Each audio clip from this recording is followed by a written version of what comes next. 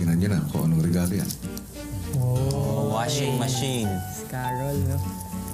Sapagkat napansin ko po na hindi siya marunong maglaba, si Carol.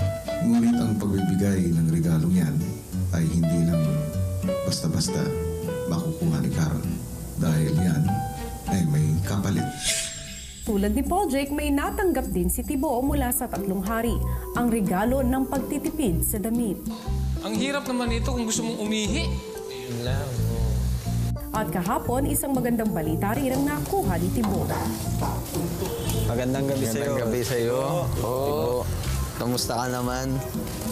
Okay lang. Marami ng lamok, hangin. Kamusta Kumusta na ang iyong regalo? Regalo, okay lang. Meron kaming dalang magandang balita para sa'yo. isang kakaibang balita. Tinatapos na namin ang iyong pagsusuot. Komportable din, kuya. Pero ano lang, mahirap lang minsan kung pupunta ka ng CR. Siyempre, kuya, kung mag-i-abs ako, tatanggalin ko pa lahat yun, Siyempre, kuya, may lesson ako nakuha doon. Kahit nga luma tong damit kong to, ilang years na to sa akin, dapat ko palang kailangan yung ma-appreciate yung mga luma kong kagamitan. Kung may mga regalong nagpapatibay sa pagkatao ng housemates, meron din namang material na bagay na ikinatuwa nila. Tingnan niyo na kung anong regalo yan. Oh, washing machine. Si Carol, no? Sapagkat napansin ko po na hindi siya marunong maglaba, si Carol. Ngunit ang pagbibigay ng regalong yan ay hindi lang basta-basta makukuha ni Carol. Dahil yan ay may kapalit. Sino gusto Sige. ng regalo? Right. Right. Diretso.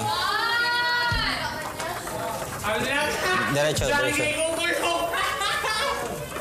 Diretso na Nandito na naman kaming tatlong hari upang magkantog ng isang kakaibang Regalo ulit. Sige na, excited na kami. Ibigay mo na, Harang Johan. Abot na natin. Abot na natin. Carol! Tumayo ka sa tabi ng iyong regalo. Ano ba yan? Hawla ata ito. Mukhang mas malaki pa sa'yo. Ulungan. Tutulungan ko na si Carol.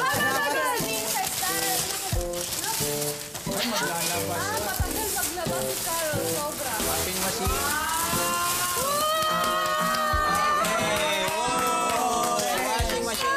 Huwag ka muna magpasalamat, Carol. Dahil